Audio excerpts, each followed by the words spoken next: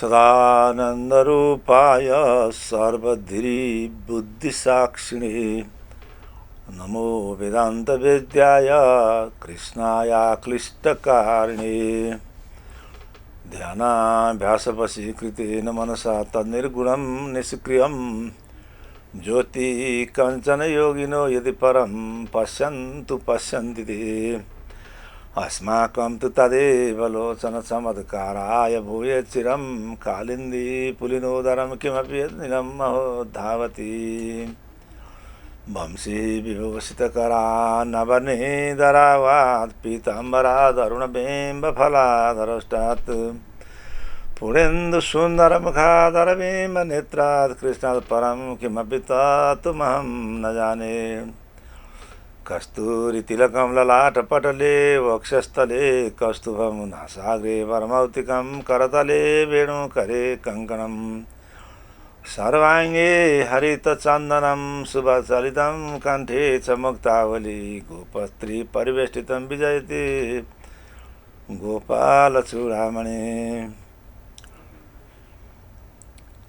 सच्चिदानन्दरूपाय विश्वोत्पत्त्यादिहेतवे तापत्रय विनाशाय श्रीकृष्णाय वयं नमः।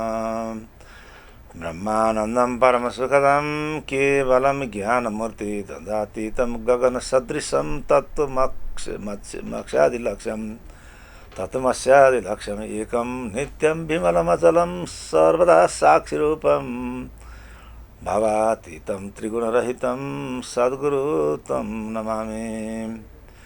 गुरुर्ब्रह्मा गुरुर्विष्णु गुरुर्देव महेश्वर गुरुर्साक्षात् परब्रह्म तस्मै श्रीगुरवे नमः।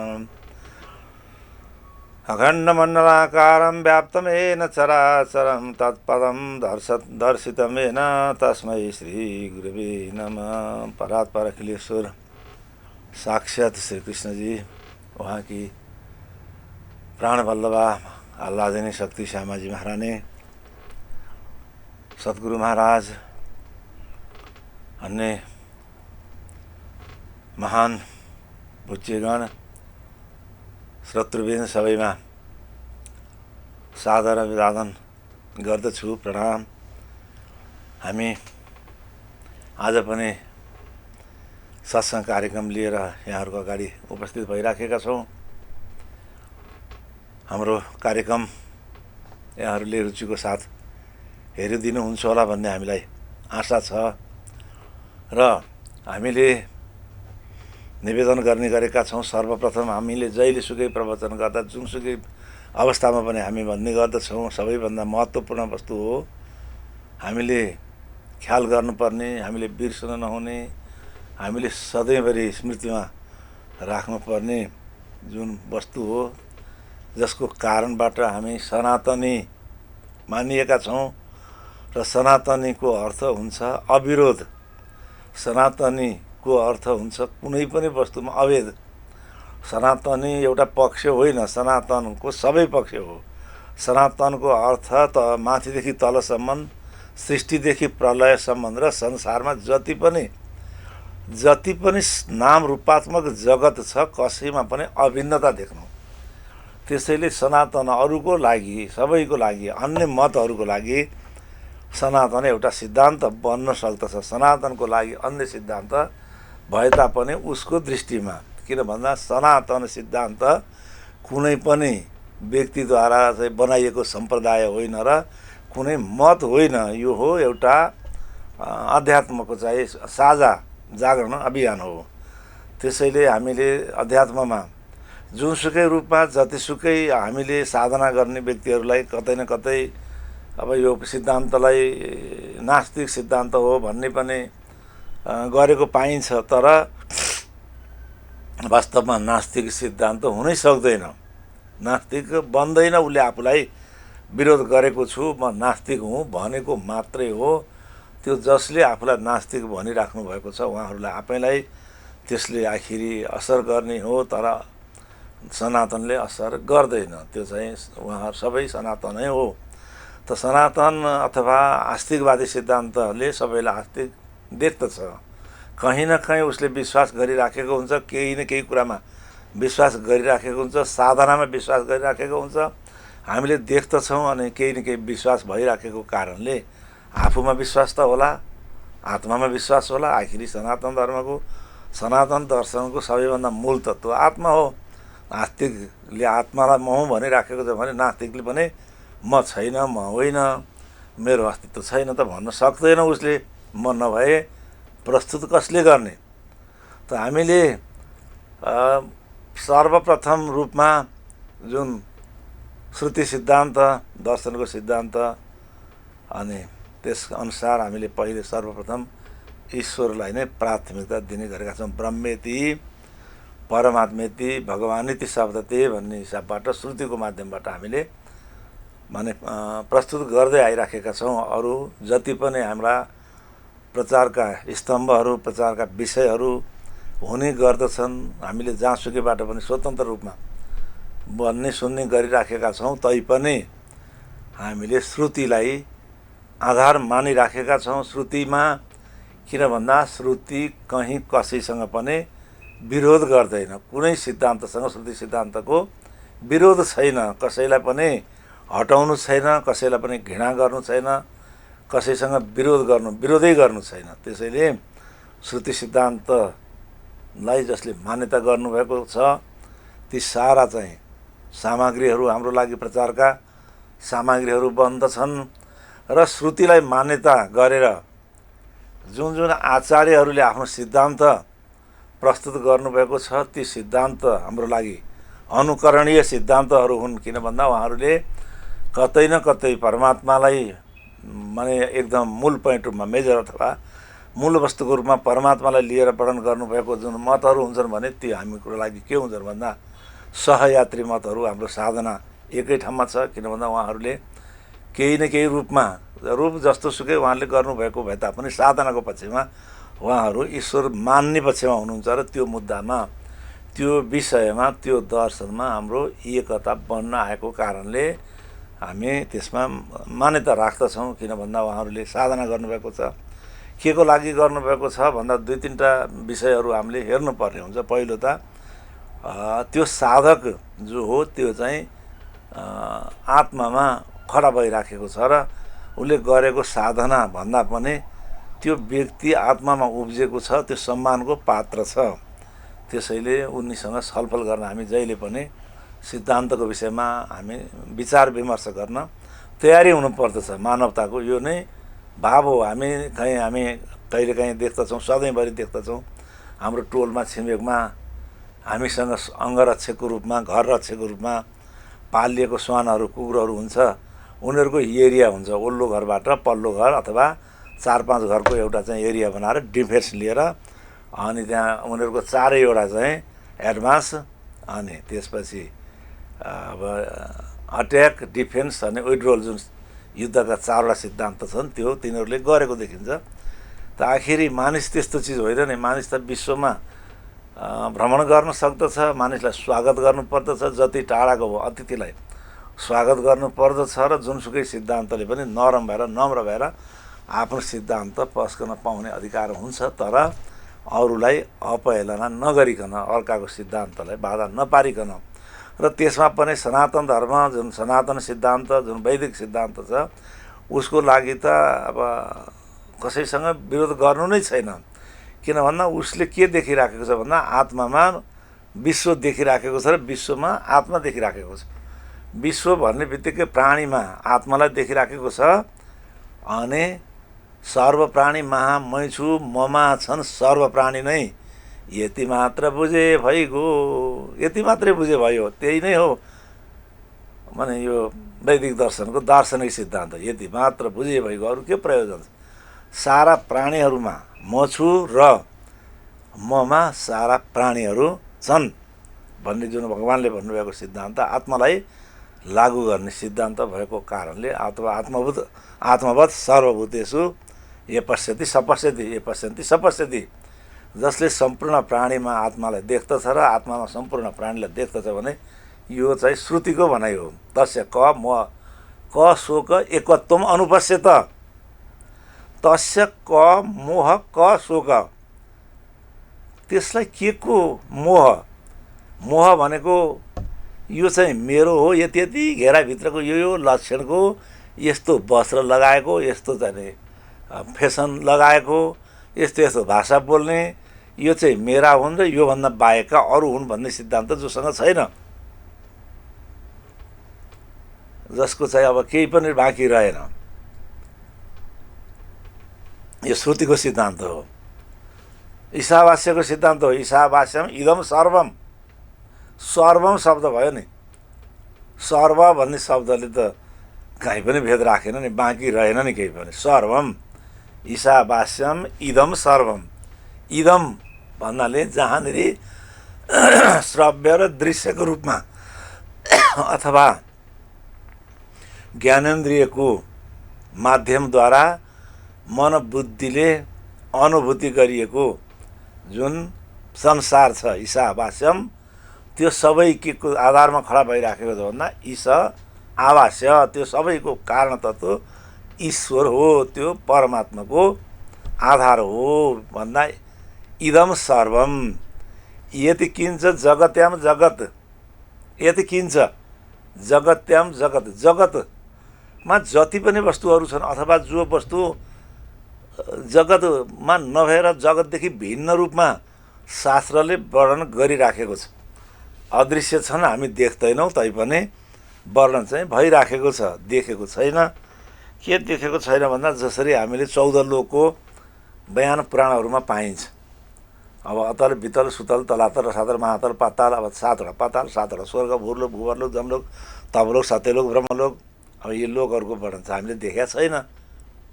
त्यो लोकहरू हामीलाई यो मर्त्यलोक मात्रैमा पनि हामी आफ्नो दृश्यमा जहाँसम्म पुग्दछ सभ्यद्वारा जति पनि सुन्न सकिन्छ र वर्तमान समयमा विभिन्न संसारका माध्यमहरूद्वारा हामीले जान्ने सुन्ने गरेका चिजहरू छन्, जे वस्तुहरू छन् त्यो सबैमा भन्ने श्रुतिको सिद्धान्त छ जगत्याम जगत, जगतको जति पनि वस्तुगत रूपमा पदार्थहरू हामीले प्राप्त गर्दछौँ, हामीले अस्तित्वमा पाउँदछौँ भने त्यसको अस्तित्व परमात्मामा खडा भइराखेको छ, त्यसको दोस्रो अस्तित्व एक हो ब्रह्म, द्वितीय नास्ति भएको हुनाले अर्को अस्तित्व नभएको हुनाले एउटै अस्तित्वमा ती सबै ईशावास्य इदम सर्वम यत किञ्च जगत्याम जगत, जगत आम जगत सम्पूर्ण जगत अभिन्न छ, तेन त्याग्तेन वञ्चिता, त्यसैले त्यागपूर्वक भोग गर्नु,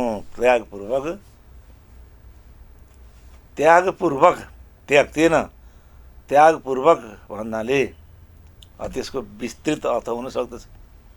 कसरी त्याग गर्ने भन्दा सर्वप्रथम जसलाई अध्यात्म ज्ञानमा पहुँच पुगेको छ उसलाई त्यागको अर्थ हुन्छ मनबाट त्याग।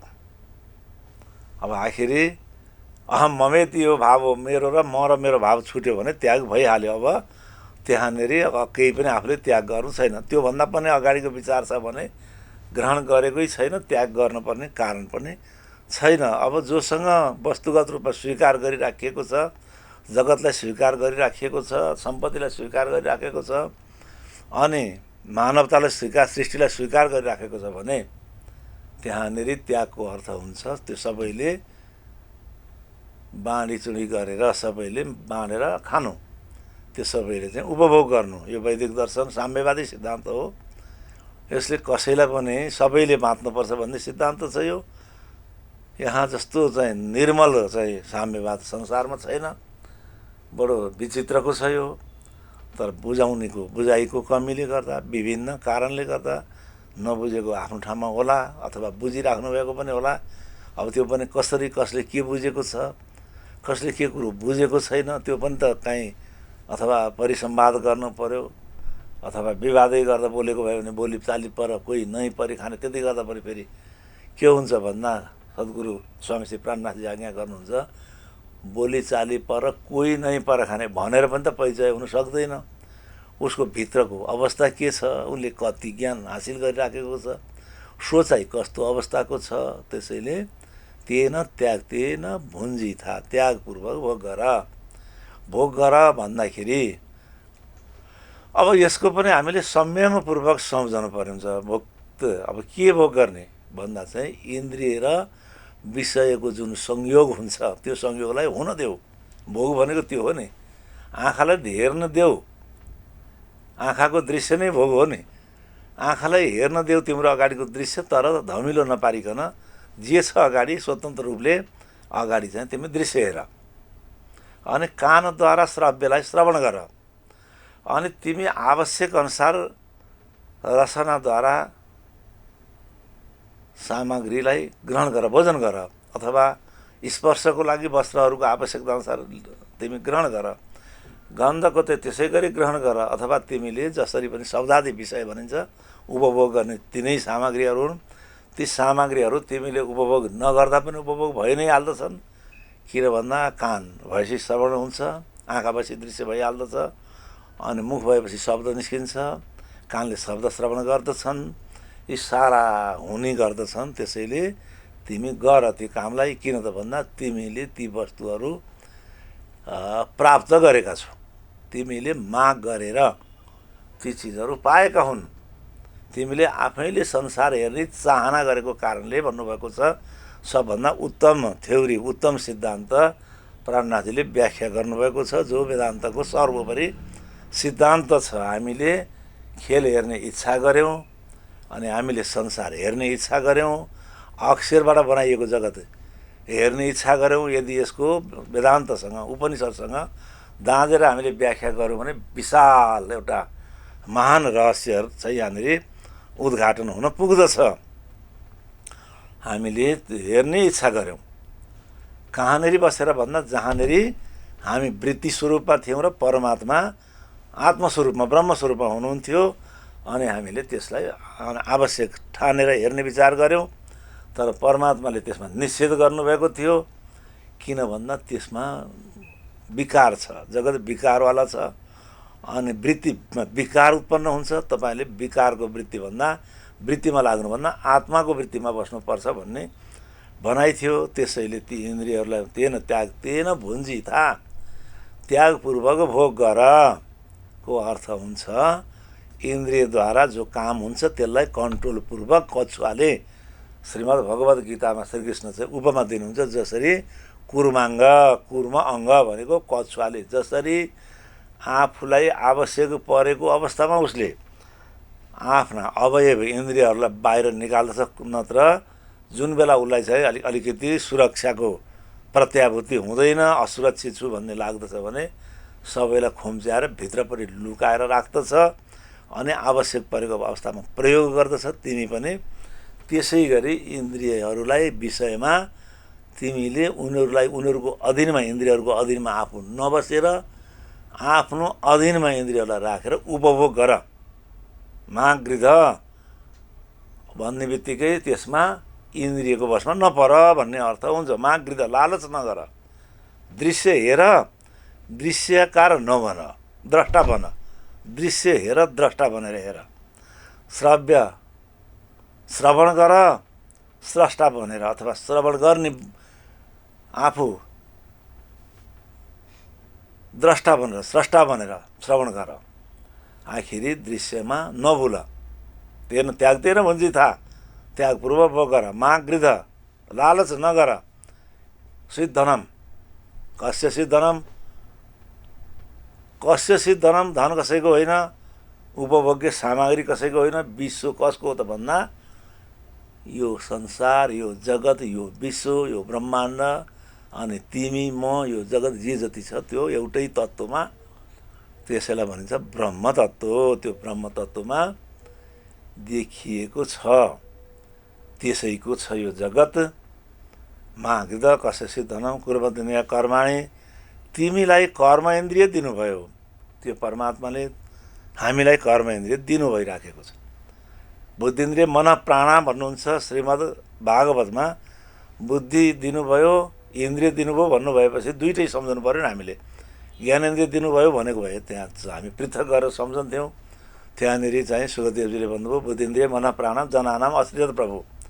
अनि प्राणीहरूको लागि बुद्धि इन्द्रिय र मन र प्राणको सृजना गर्नुभयो भन्ने बित्तिकै कुन अवस्थामा सृजना गर्नुभयो भन्ने बेलामा त्यो कुरोको जानकारी प्राणनाथजीको सिद्धान्तले मात्रै खोलिदिन सक्ने भएको हुनाले त्यहाँनिर कहिले गर्नुभयो त भन्दा जुन बेलामा ना ईश्वर ना मूल प्रकृति ता दिन कि कहुँ आपावेती, जुन बेलामा सृष्टि भन्ने चिज कल्पना पनि भइराखेको थिएन त मात्रै परमात्मा हुनुहुन्थ्यो अनि त्यहाँनिर कल्पना गर्ने अवस्था थिएन भन्दाखेरि त्यो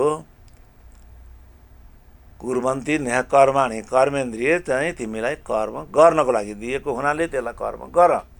अनि गर्दिन म भन्छौ भने नगर त्यसमा, तर तिमीले कर्म गर्दैमा तिमी कर्म, त्यो अर्को प्रसङ्ग छ भगवत गीतामा, कर्मद्वारा कहाँनिर बन्धन हुने, कहाँनिर गएर कर्मको बन्धन नलाग्ने, शास्त्रको जुन सैद्धान्तिक पक्ष छ त्यो पक्षमा विचार गर्ने बेलामा पनि सामान्य रूपमा, किन भन्दा कर्मको पनि विभिन्न परिभाषा छ। न्यायले परिभाषा गर्दा फैलाउनु, खुम्चाउनु, जानु, आउनु, उठ्नु, बस्नुलाई कर्म भनिराखेको छ।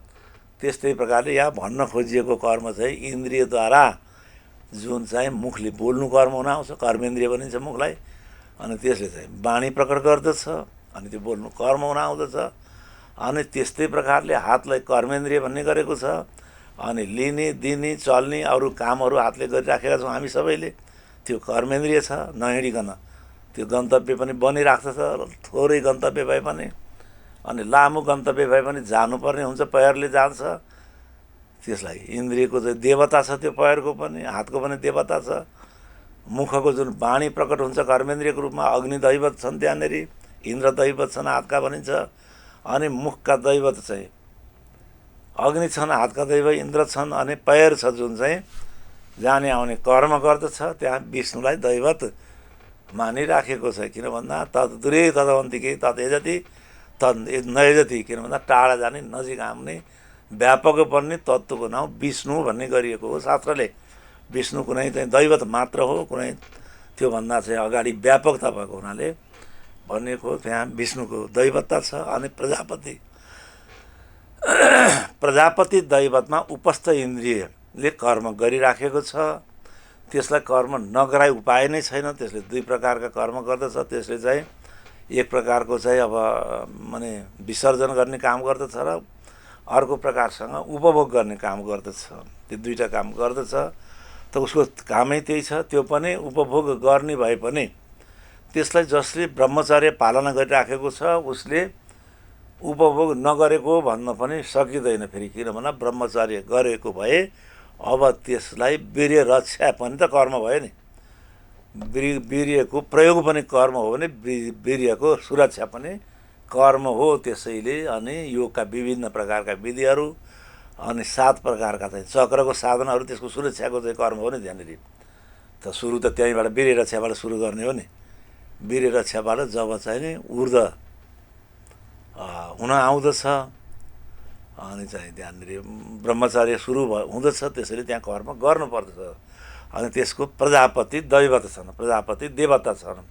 अनि पायु नाम गरेको इन्द्रिय छ, त्यसको दैवत छ यमराजसँग। त्यसैले भनिन्छ नि यमराजले कहिल्यै पनि आयो टप्प टिप्यो लग्यो मिति पुग्यो टारेर टर्दैन। त्यो जसरी कसरी टर्दैन भन्दा जसरी हामीलाई विसर्जन गर्नु छ भनेपछि टर्दैन नि।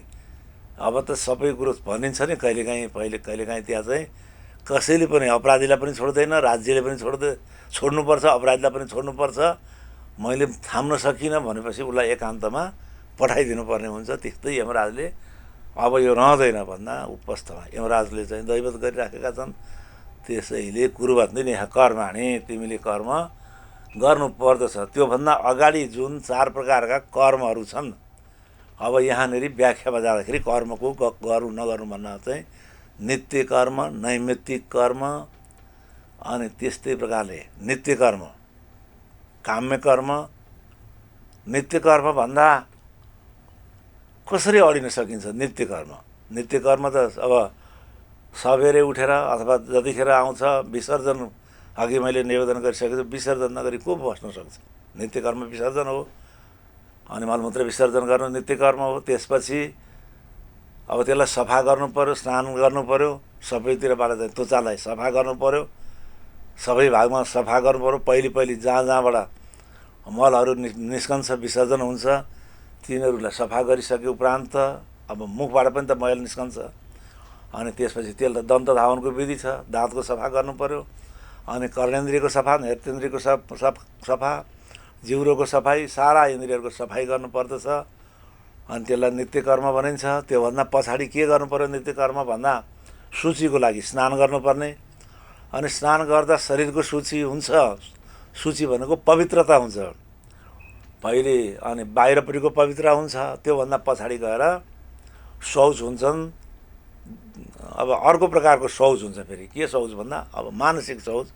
मानसिक शौचको लागि के गर्नुपर्ने हुन्छ भन्दा मौनता रहने, अनि ध्यान गर्ने, आफ्नो इष्टको चाहिँ जप गर्ने, अब त्यो चाहिँ उपासना गर्ने, यो चाहिँ हुन्छ मानसिक पवित्रताको लागि त नित्य कर्म। त्यसैले कुर्वन्ती वेह कर्माणि, कर्म गर्नै पर्ने हुन्छ नित्य कर्म।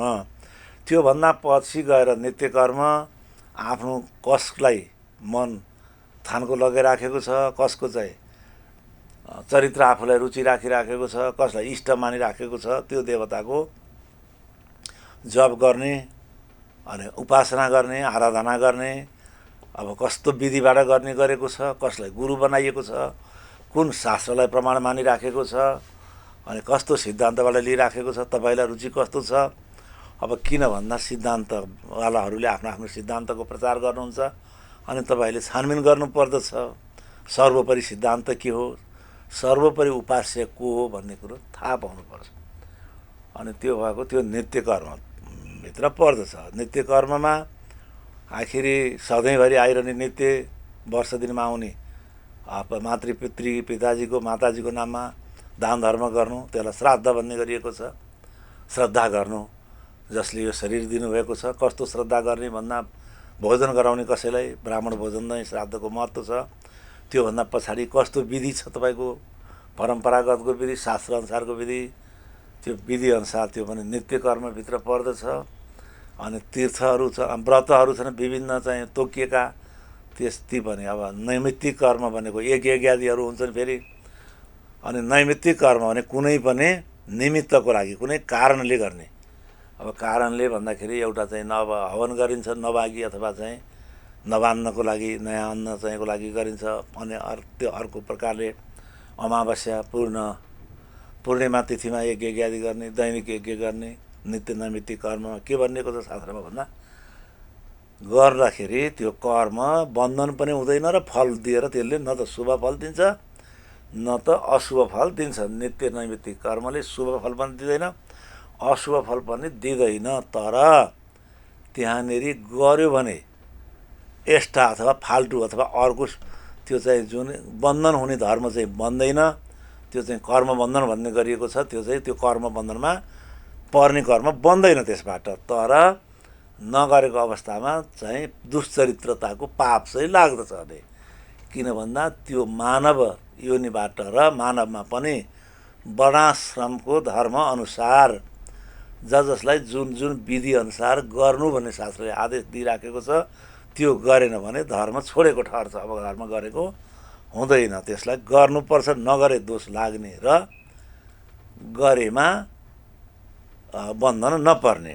अब जब गरिहाल्यो त्यसले गर्दा जन्मनु मर्नु पर्दछ कि, अनि अब विभिन्न प्रकारका चाहिँ पितृको लागि सेवा गरियो बन्धनमा परिन्छ कि, अनि कृष्ण अष्टमीको व्रत गरियो त्यता कर्म पो बन्धन परिन्छ कि, अनि रामनवमी व्रत गरियो बन्धन परिन्छ कि, रात महोत्सव गरियो, सद्गुरु महाराजको प्राकट्य दिवस मनाइयो, कर्मको रूपमा हेरिन्छ बाहिर हेर्दा। तर यी कर्महरू बन्धनको लागि होइन, नगरे दोष लाग्ने कर्म हुन्। नगरे पाप लाग्छ, गऱ्यो भने तिमीलाई आनन्द आउँछ, खुसी हुन्छ। अब त्योभन्दा अगाडि छ प्रायश्चित्त कर्म भन्ने चलन छ। प्रायश्चित्त कर्म पनि गर्नुपर्दछ मान्छेले। किन भन्दा जबसम्म हामीहरू व्यवहारिकतामा रहन्छौँ त्यो बेलासम्म प्रायश्चित्त भन्ने विधि छ। प्रायश्चित्त भनेको चाहिँ कुनै पनि हामीले जानेर बुझेर अथवा अन्जान अवस्थामा निषेधित कर्म गर्न पुग्दछौँ। जो गर्नु नहुने थियो तर गरिन्छ, आखिरी बाध्यताले हुन पुग्दछ। जतिसुकै म जोगिन्छु, जतिसुकै म हडिन सक्छु भन्ने मानिसले पनि कहीँ न कहीँ निषेधित कर्म गरिराखेको हुन्छ।